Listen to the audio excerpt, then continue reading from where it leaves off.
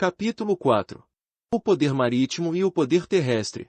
A partir do século XVI, com a morte da geografia medieval e durante a abertura do mar, vista no capítulo anterior, nota-se uma grande disputa entre as nações europeias pelo comércio marítimo e pela expansão das atividades econômicas. Inicia-se um período de europeização do mundo em que se verá uma ação colonizadora até então desconhecida dos povos.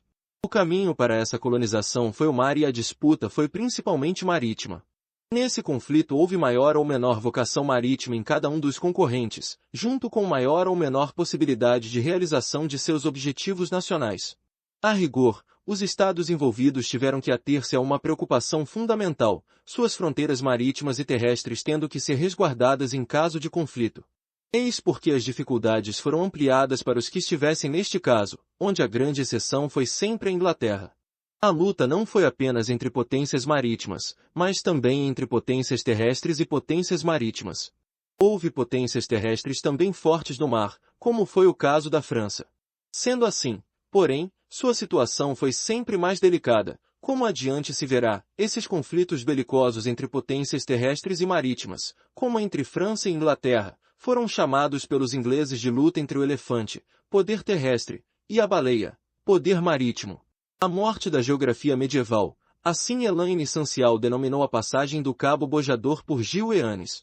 Artística popa de um navio do século XVIII, acervo iconográfico do Serviço de Documentação da Marinha. Personagens de um grande secular conflito. Falando de história naval, podemos resumir a história do poder marítimo em uma nação, a Inglaterra.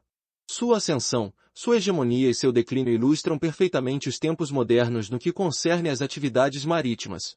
Sua história escreveu-se, como depois de Toynbee se diz, através de sucessivos desafios, aos quais ela respondeu positivamente durante largo período da história moderna e contemporânea. Quando, porém, se fala em resumir a história do poder marítimo em uma nação, a Inglaterra, se faz em função das espetaculares circunstâncias que a cercaram, junto com o mar, durante toda a sua história. A Inglaterra viveu do mar e para o mar e sua grandeza está intimamente relacionada com esse elemento. Certamente nenhuma outra nação foi tão insulada e tão imperial como a Inglaterra. E tudo isso fundamentou-se no mar. Entretanto, outras nações também aventuraram-se no mar e obtiveram êxito, a partir do século XVI, quando começaram a acontecer os fatos que são objeto deste capítulo. Tais nações tiveram, normalmente, uma opção a fazer, ou o mar ou a terra, opção esta fora da cogitação dos ingleses, por sua contingência geográfica determinante. Tal opção esteve constantemente em pauta nas decisões dos chefes políticos e militares, da escolha acertada, possível ou impossível, dependeu o êxito ou o fracasso de cada um dos concorrentes dos mares. O desafio da Espanha. Durante o século XVI, a Espanha vinha experimentando um grande afluxo de metais preciosos em sua economia.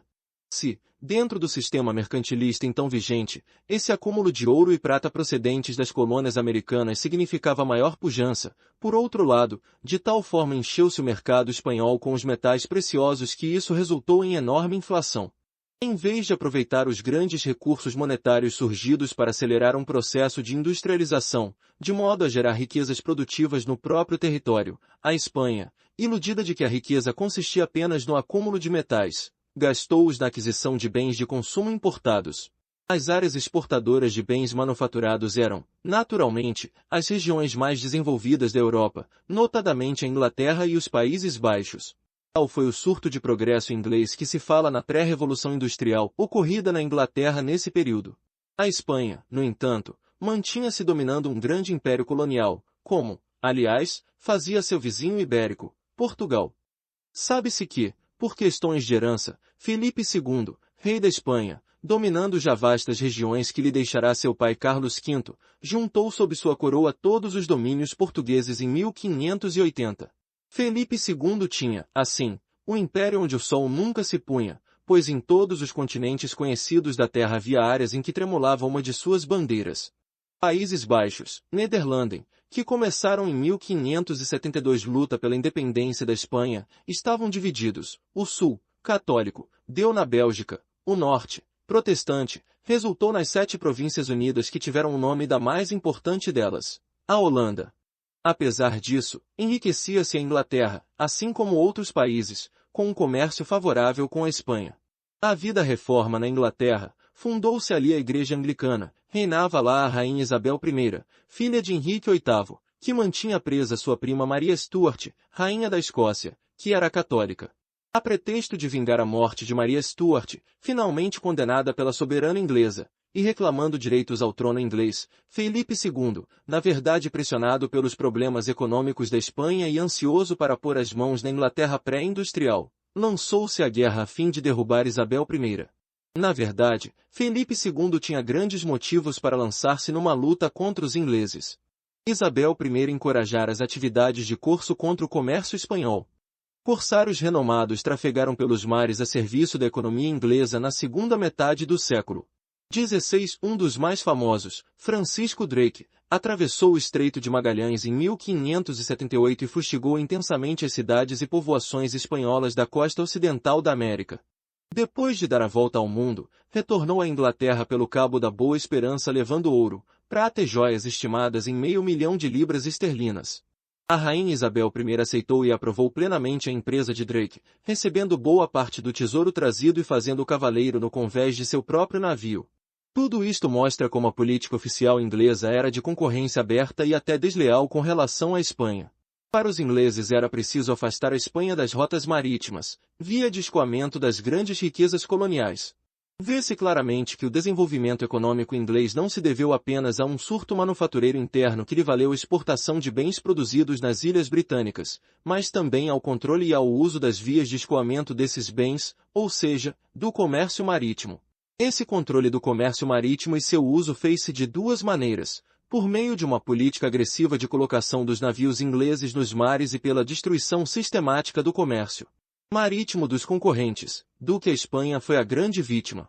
Depois, a Inglaterra pôs seus navios mercantes a serviço de um transporte internacional, como terceira bandeira. Aí ela esbarrou com dificuldades de outra ordem, como as enfrentadas pela Holanda e que já foram explicadas no capítulo precedente, quando se tratou do conflito entre potências marítimas.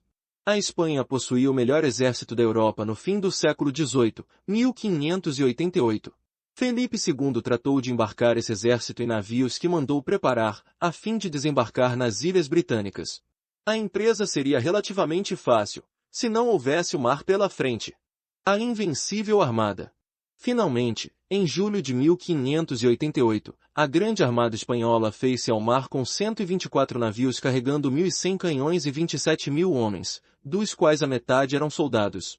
Segundo Garret Matingue, em seu livro De Armada, Boston, 1959, página 94, 26 navios deveriam encontrar-se ao largo de Lisboa. Desses, 4 eram navios de Sua Majestade, Elizabeth Bonaventure, Golden Lion, Dreadnought Rainbow. Outros 5 eram galeões fortes com canhões de 4 a 5 toneladas, além de outros navios grandes da Companhia do Levante, de Londres, os quais eram fortemente armados por causa dos azares do comércio levantino. A maioria de seus canhões era de ferro, poucos, de bronze.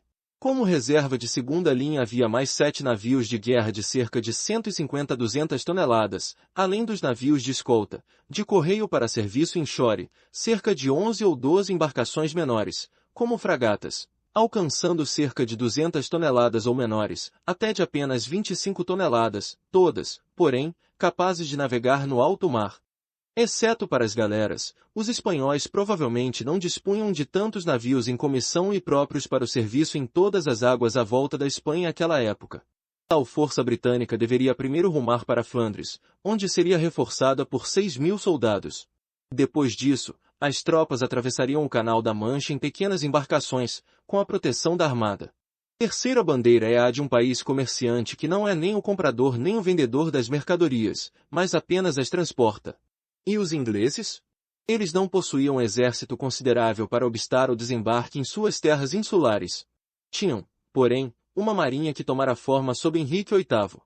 Os 34 navios da rainha foram acrescidos de mercantes armados e outros navios, totalizando 197 belonaves, com 16.000 homens e 2.000 canhões. A questão era, então, cortar o intento espanhol no mar. Manobrando com superioridade e evitando de toda forma a abordagem, em que levariam desvantagem, empregando ainda canhões de maior alcance, os ingleses impediram o êxito dos espanhóis. Não houve nenhuma grande batalha. Houve diversos encontros, todos taticamente indecisos, mas que alcançaram um grande resultado estratégico. Os espanhóis não desembarcaram na Inglaterra. Dando a volta nas Ilhas Britânicas, já de regresso ao reino, a Grande Armada perdeu cerca de metade de seus navios, dispersos por tempestades, afundando no Atlântico ou caindo sobre rochedos costeiros. Historiadores de tempos posteriores reconheceram que o catastrófico fracasso da Armada marcou o início do declínio da Espanha. A verdadeira situação não era tão evidente para os contemporâneos. Felipe II perdeu ao mesmo tempo algum crédito como defensor do catolicismo, enquanto a Inglaterra foi estimulada para as aventuras do comércio, da exploração e da colonização, que, juntamente com o florescimento das artes, marcam a era isabelina. Nem os ingleses nem os outros povos europeus perceberam que a Espanha não era mais uma potência de primeira classe, que os metais preciosos da América não eram uma riqueza em si nem produziam riqueza duradoura, ou que o comércio das Índias Ocidentais não era suficiente para compensar a falta de indústrias e a pobreza de recursos naturais da Espanha. A Espanha sobreviveu e até manteve algumas de suas colônias por mais 3 séculos, principalmente porque seus inimigos fracassaram em tirar proveito de suas fraquezas inerentes. O conflito anglo-espanhol tornou-se uma inconstante guerra de corso, em que nenhum dos lados tomou medidas decisivas contra o outro. Ele somente terminou em 1603, com a morte da rainha Isabel e a ascensão ao trono de Jaime I, também rei da Escócia e filho de Maria Stuart. Hipnotizado pelo mito espanhol, mais do que Isabel, Jaime logo selou aliança com o inimigo da véspera. Fazendo isso, abandonou a luta pela independência dos holandeses e lançou as sementes para futuras hostilidades entre a Inglaterra e a Holanda. Alguns autores chamam de Era Elisabetana, porque não traduzem para o português o nome da rainha inglesa Elizabeth I. A Inglaterra havia sido salva pelo mar, como novamente o seria várias vezes no futuro, até o século XX. No entanto, refeita do desafio espanhol, ao qual respondeu positivamente, a Inglaterra encontrou na Holanda uma grande concorrente. Esquema da Batalha de Trafalgar, 1805, a mais célebre batalha naval da Marinha de Velas, quando a Inglaterra derrotou, no mar, as pretensões de Napoleão e Inglaterra e Países Baixos, Holanda. Eis aí uma dupla que se favoreceu bastante com o comércio intra-europeu. Depois, além da Europa, outros mares e outras terras entraram nas transações mercantis, até que, por incrível que possa parecer, o mundo comercial tornou-se pequeno demais para abrigar esses dois contendores. Inglaterra e Holanda estavam voltadas para o mar e incrementaram suas marinhas mercante e de guerra, vindo a dominar o tráfego marítimo, conforme exposto no capítulo precedente. O problema da terceira bandeira e o protecionismo inglês traduzido no Ato da Navegação, de 1651, levou à guerra duas das maiores potências marítimas da Europa no século XVII. Aí travou-se a luta pelo mais amplo uso do mar entre dois países que já o utilizavam em grande escala. Sua economia era marítima em grande peso. Pode-se dizer que essa foi uma guerra em que o objetivo era essencialmente marítimo e as operações navais não estavam associadas a algum objetivo terrestre, como é usual. Isso se pode dizer, porque geralmente as guerras navais envolvem também objetivos terrestres, o que não foi o caso nas guerras anglo-holandesas do século XVII. Vencido mais esse obstáculo, a Inglaterra emergiu vitoriosa, em expansão econômica, para enfrentar o mais custoso e pertinaz inimigo dos 150 anos seguintes, a França. O desafio da França. França e Inglaterra vieram a se encontrar no final do século XVII como duas potências rivais em torno de diversas questões políticas e econômicas. Suas disputas se estenderam por 7 guerras sucessivas em mais de 100 anos.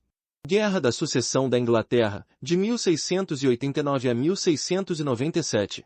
Guerra da Sucessão da Espanha, de 1703 a 1713.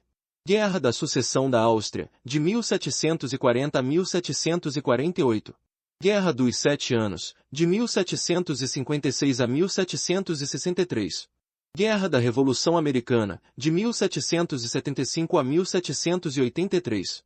Guerra da Revolução Francesa, de 1793 a 1802. Guerra do Império Napoleônico, de 1803 a 1815.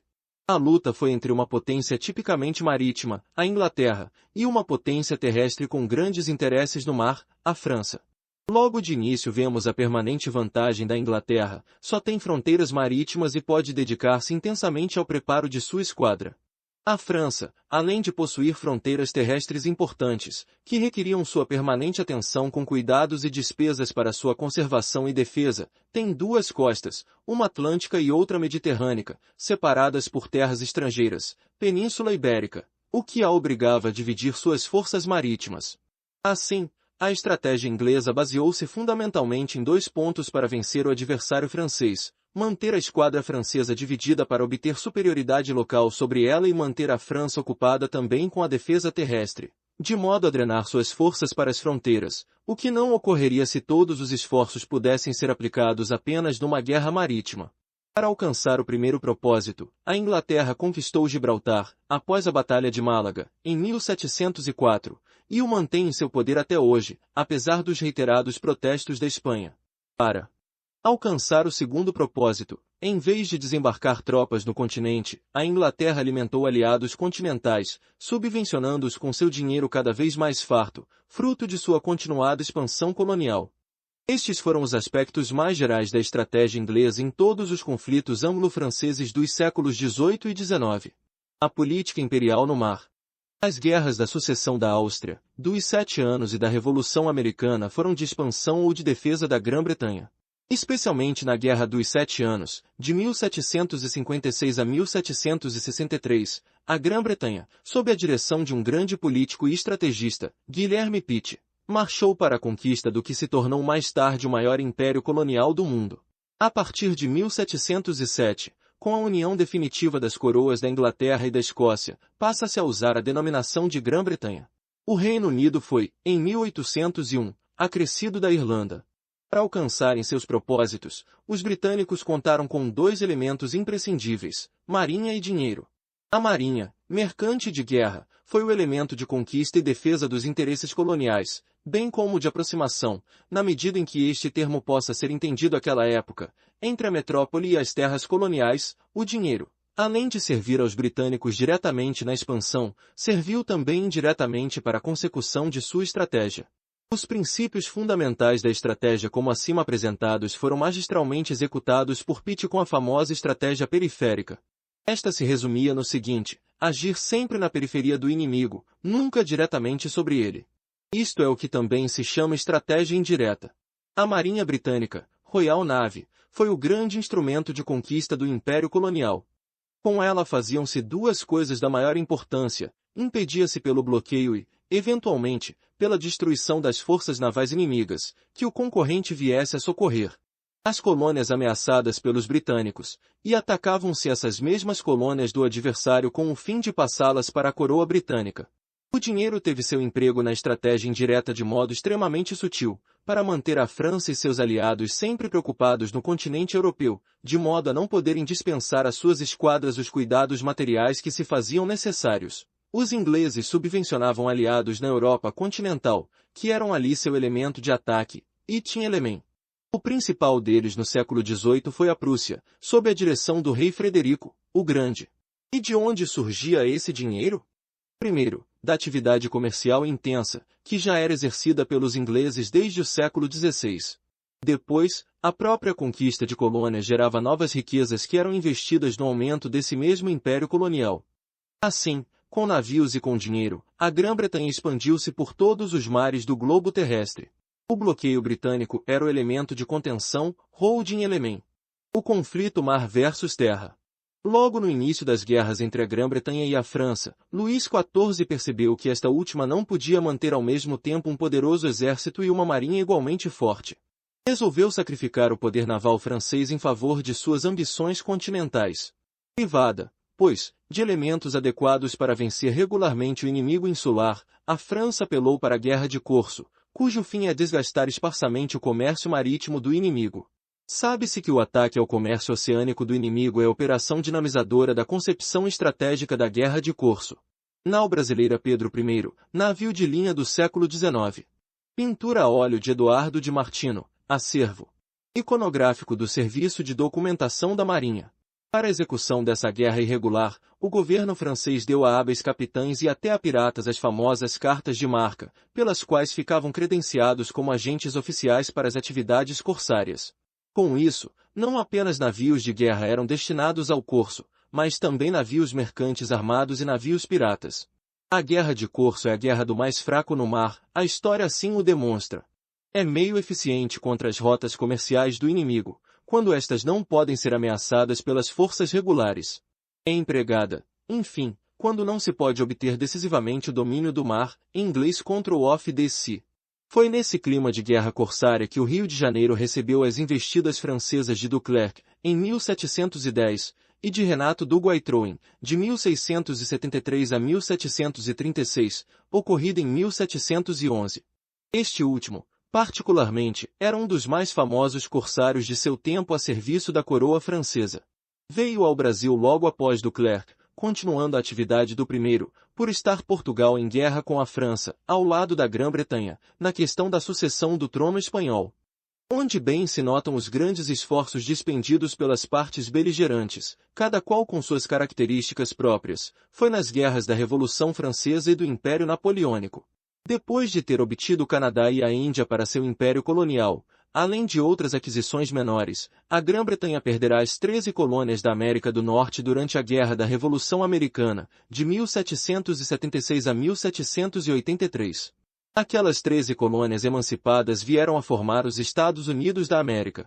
Nessa guerra, a França tomou parte para vingar-se da perda do Canadá e da Índia na guerra precedente, a dos 7 anos, de 1756 a 1763, foi em 1778 que o rei de França, Luís XVI, assinou um tratado de aliança com os colonos ingleses revoltados, obtendo de certa forma a vitória. Um francês notável, o Marquês de Lafayette, tomou parte nessa guerra a favor dos norte-americanos.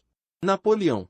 Na última década do século XVIII, a França foi agitada por uma grande transformação que alcançou o mundo, a Revolução Francesa. A princípio, a Grã-Bretanha olhou com benevolência as transformações ocorridas em França, pois tudo parecia levar este país para o caminho do governo constitucional, emergindo finalmente do absolutismo em que permaneceu mergulhado durante tantos anos como quase todas as potências europeias. Quando, porém, a França investiu militarmente sobre outros países europeus, a fim de estender os efeitos da Revolução e ao mesmo tempo defender-se, a Grã-Bretanha deixou sua posição de simples espectadora para uma posição mais ativa. Dentre os britânicos ilustres que perceberam virtudes do movimento revolucionário francês, que alcançaria o mundo, estava Thomas Paine, considerado pelos pósteros como revolucionário da liberdade. A ocupação de Antuérpia, Bélgica, pelos franceses foi o estupim da luta franco-inglesa. O gênio militar e administrativo de Napoleão encontrou seu par na figura de Nelson, o almirante inglês que liderou uma população inteira. Várias coligações se formaram na Europa para enfrentar a França, sempre sob inspiração da Grã-Bretanha. Nas 3 primeiras, a estratégia britânica foi a mesma inspirada em Pitt 68, agir no mar por conta própria, bloqueando e destruindo o inimigo sempre que possível, deixando para seus aliados continentais a árdua tarefa de engajar em terras forças francesas. Vale dizer napoleônicas. Somente depois de liquidar com a ameaça das forças navais inimigas na batalha de Trafalgar, havida em 1805, os ingleses se permitiram uma alteração substancial em sua conduta estratégica. Eles vieram ao continente, desembarcando tropas em auxílio a seus aliados continentais, especialmente na Península Ibérica, onde os britânicos se juntaram a portugueses e espanhóis, sob o comando do Duque de Wellington, para expulsar os franceses. Napoleão fez o que pôde para invadir a Grã-Bretanha. Antes dele outros já haviam tentado o mesmo, mas o último que conseguiu foi Guilherme, o Conquistador, em 1066. A Grã-Bretanha salvava-se sempre pelo mar. Napoleão pedirá a seus almirantes para que conseguissem o domínio do mar no Canal da Mancha por algumas horas, pois que ele conquistaria a Grã-Bretanha.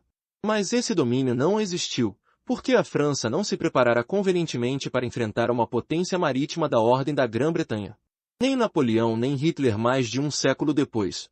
De mentalidade continental por excelência, Napoleão tentou vencer seu inimigo por outros modos. Tentou também controlar o mar controlando a terra. E decretou, em Berlim, o famoso bloqueio continental. Pretendia fazer seu adversário morrer à míngua, esvaziando seu comércio. A Grã-Bretanha, entretanto, espalhara-se demais pelo globo para sentir tanto aquele bloqueio. Além disso, os povos continentais haviam se habituado com seus produtos industriais, e uma proibição napoleônica não seria suficientemente forte para conter aquelas necessidades. E o bloqueio deu em nada, assumindo para o Brasil, Particularmente, grande importância histórica, já que resultou na vinda do Estado português para cá.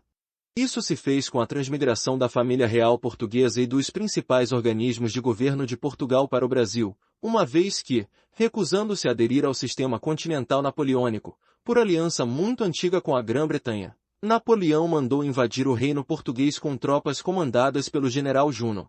Terminada a guerra com a Batalha de Waterloo, na Bélgica, a Europa reorganizou-se para um novo período com o Congresso de Viena, de 1815. Todos os povos ocidentais sofreram consequências de tão importantes acontecimentos. Na América, processou-se a elevação do Brasil a Reino Unido com Portugal e Algarves, este último, também chamado Algarve, uma província ao sul de Portugal que, na Idade Média, foi conquistada aos mouros, semente de um processo breve de independência. Também na América Espanhola logo houve um surto de movimentos separatistas que em pouco tempo levou a coroa espanhola à perda de suas colônias. Era um mundo realmente novo que surgia. A Revolução Industrial prosseguia em busca de novos mercados consumidores, enquanto a Marinha Britânica, emergente como a mais poderosa do globo, garantia para a Grã-Bretanha um clima propício a seu desenvolvimento industrial e comercial. Estabelecia-se, à sombra do poderio naval, a Pax Britannica. As três revoluções do século XVIII. O processamento da Revolução Industrial fez-se paralelamente a outras grandes mutações, algumas em meio a grandes crises, tanto na Europa como na América. A palavra bloqueio aí é equívoca. Os franceses chamaram de sistema continental, posto que bloqueio seria uma operação naval, o que não era o caso. Nos Estados Unidos da América dera-se a Revolução Americana, com as clássicas ideias da democracia liberal. Ela se fez com lutas memoráveis a fim de garantir a liberdade das antigas 13 colônias inglesas da América do Norte. Os expoentes daquele movimento de 1776, famosos para sempre na história universal, deixaram um legado de ideias e lições que se consubstanciaram logo depois na Europa, em meio à herança dos enciclopedistas, com a Revolução Francesa. A Revolução Americana, de 1776 a 1783, viu nascer a Marinha dos Estados Unidos da América. Seu ideário liberal influenciou cabeças no Brasil, resultando na Conjuração das Minas Gerais, 1789, conhecida como Inconfidência Mineira. As lutas desenvolveram-se no mar e em terra. O apoio da França, ressentida com a perda do Canadá para a Inglaterra alguns anos antes, foi decisivo para os norte-americanos.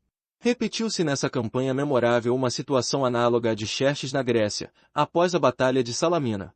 Tendo os britânicos perdido a Batalha de Chesapeake, 5 de setembro de 1781, o general Cornwallis ficou isolado na América sem poder receber o apoio de que necessitava e acabou rendendo-se às tropas de George Washington.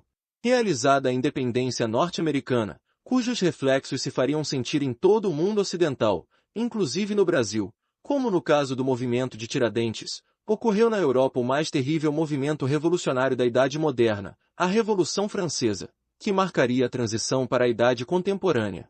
A Revolução Francesa teve seu estupim aceso em 14 de julho de 1789, com a tomada da famosa prisão da Bastilha, em Paris, feita por populares. Foi um movimento da maior envergadura, com consequências mundiais, cujo lema encerrava uma filosofia inaceitável para a época nas mentalidades conservadoras: liberdade, igualdade, fraternidade. Tendo como manifesto uma declaração dos direitos do homem, a Revolução Francesa desencadeou-se como uma forma violenta de liquidar com a estrutura social e econômica opressora, incompatível com as aspirações do povo francês. Sua marca, porém, foi o excesso de libertadora e igualitária. Apesar dos inegáveis êxitos que alcançou no campo social, a Revolução tornou-se ateísta, surgindo nela um homem que Estevão Zweig qualifica como o primeiro comunista da história, José Fouché. Liquidando com a ideia de governo absoluto, a Revolução Francesa representou grave ameaça para as monarquias europeias. Isso engajou a França na longa guerra terrestre e marítima acima falada. Quando terminou a fase de lutas externas, a Revolução Francesa estava irreversível no que tinha de bom em seu rico bojo de ideias. Uma nova época abriu-se para o mundo, marcando-se o ano de 1789 como o começo da Idade Contemporânea, como acima se disse. A Revolução Americana e a Revolução Francesa formam, junto com a Revolução Industrial, o tripé sobre o qual ainda repousa, ou se agita, a civilização ocidental contemporânea.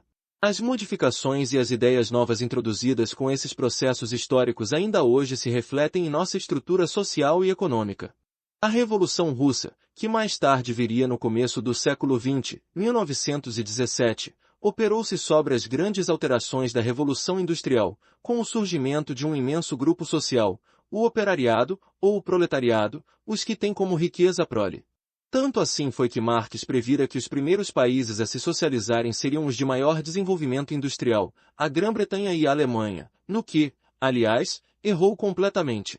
Importante, entretanto, é considerar-se o modo pelo qual o mundo transformou-se no século XIX e começo do século XX, que nos interessa diretamente, como se verá no capítulo 5. A Marinha do Brasil no reinado de Dom Pedro I.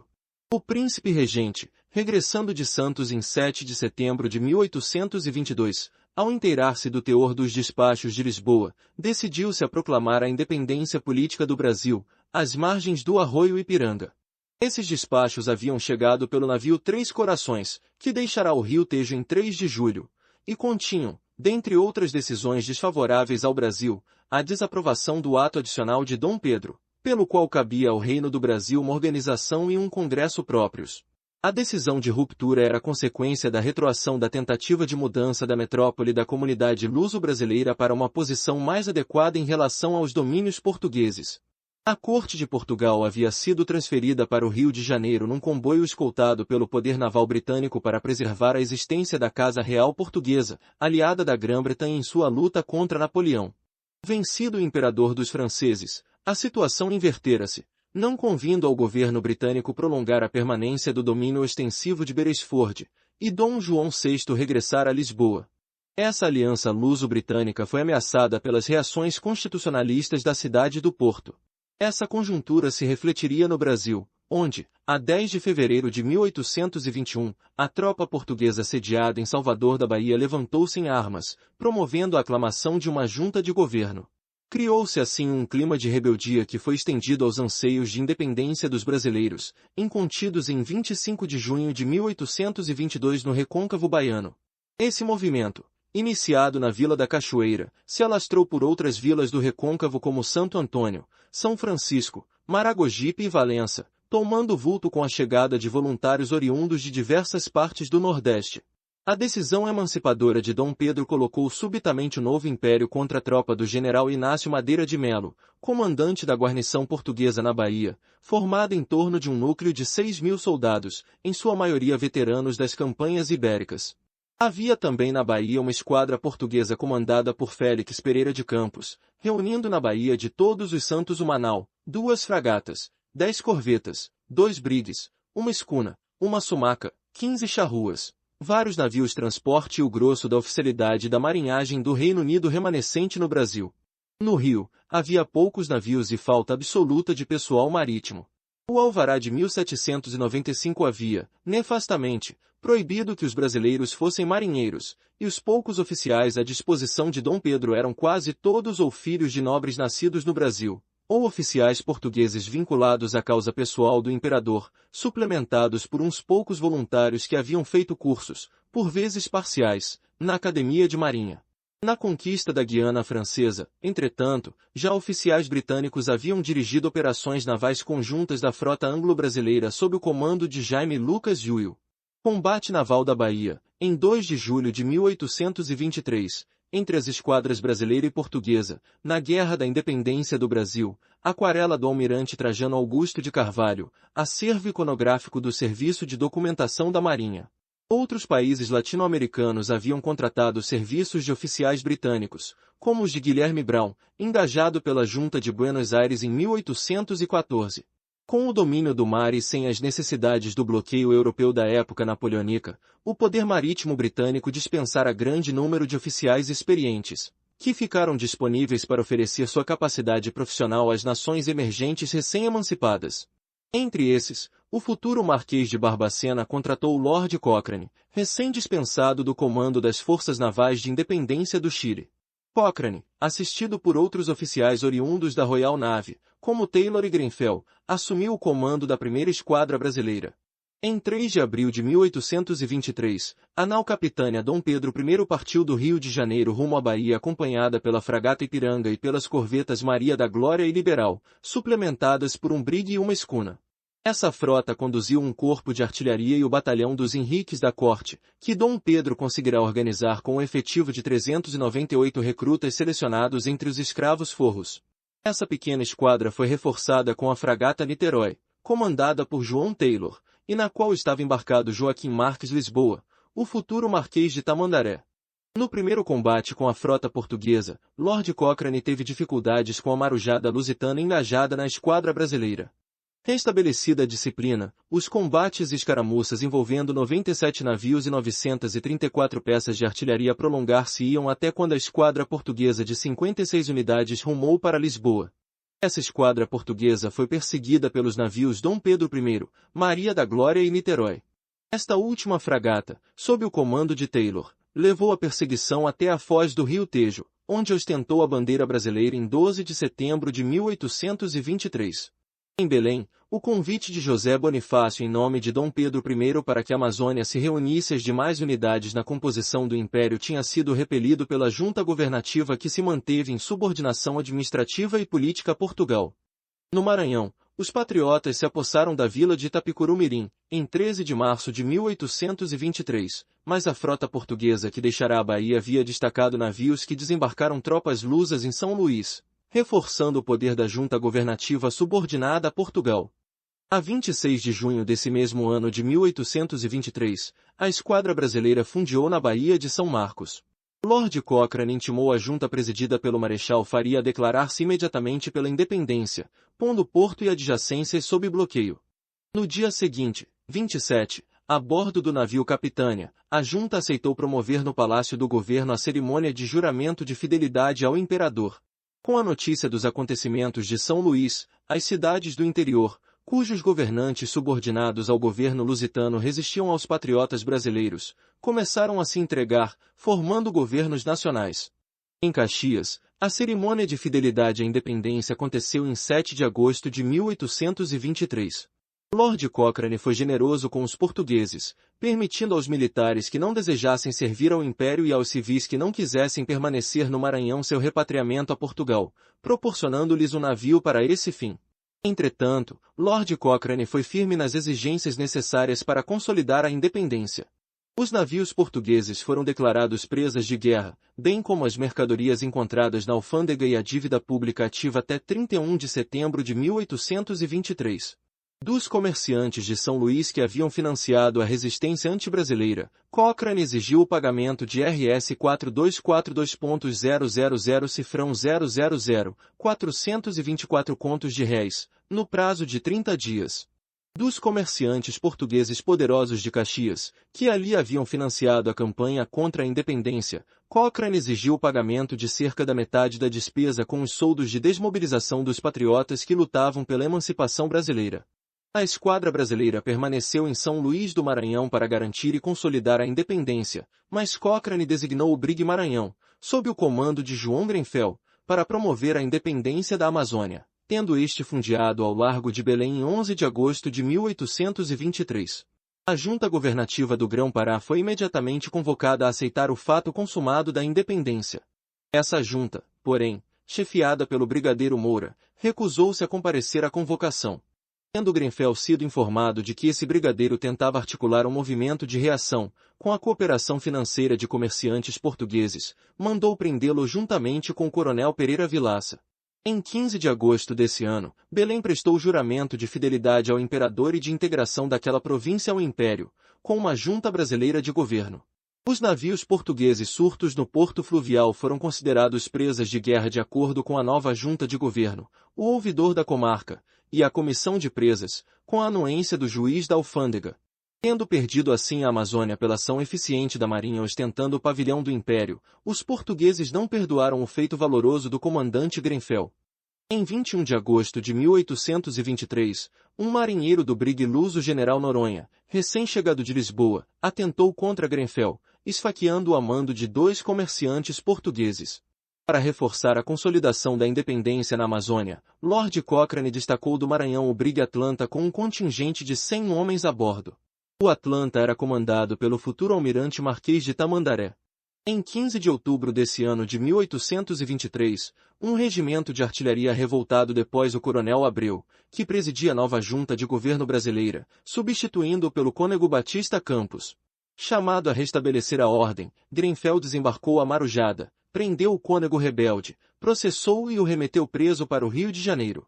Em fins de janeiro do ano seguinte de 1824, propôs-se a Grenfell que assumisse o governo da província, o que ele recusou disciplinada e peremptoriamente. A dura missão de Grenfell prosseguiu até fevereiro desse ano, quando recebeu ordens do almirante Lord Cochrane para regressar a São Luís com a força naval. Os horizontes ficavam carregados em Pernambuco, e a pequena Marinha Imperial do Brasil tinha tarefas prioritárias para consolidar a integridade da independência naquelas paragens nordestinas. A independência havia sido implantada sob a influência conservadora dos Andradas.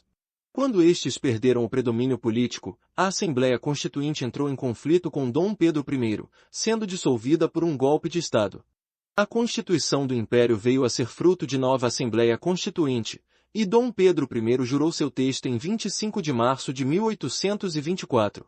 Daí duraria até 1889, quando se proclamou a República, sendo a Constituição que mais tempo durou no Brasil. É interessante lembrar que essa marinha consolidadora da independência nacional, eliminando os focos de resistência estrangeira em nosso território, surgiu por necessidade imperiosa da situação daqueles dias e mereceu o apoio geral da população e dos meios políticos responsáveis pelo processo da independência. Como se constituiu a Marinha do Brasil? José Bonifácio de Andrada e Silva foi o grande artífice da Marinha do Brasil. Com sua visão de estadista, além de cientista que foi, José Bonifácio percebeu claramente um grave problema. Havia focos rebeldes à independência, cuja ação poderia levar à separação de partes até então integrantes do território do antigo Reino do Brasil. A única solução para o caso era o emprego da Força Armada, a fim de eliminar as reações ao surgimento do novo Estado independente. Nisto havia dois problemas a considerar: qual a força a empregar e como empregá-la. Tais problemas eram intimamente relacionados. O Brasil do início do século XIX tinha graves obstáculos para eficiente comunicação interna.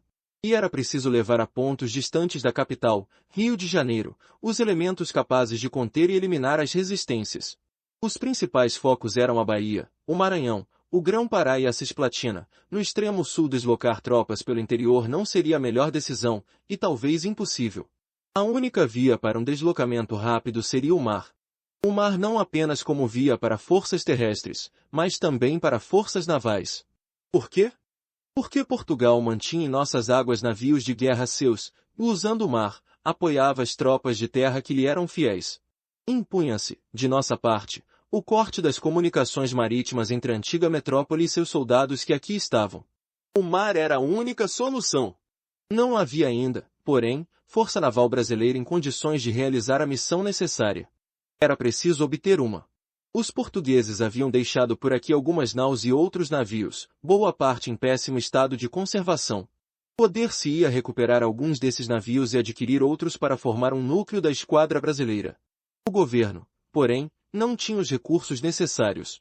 Apelou-se, então, para o povo, que deu os meios necessários por meio de uma subscrição pública. O imperador Dom Pedro I comprou um navio, o Brigue Caboclo, e doou-o à Marinha.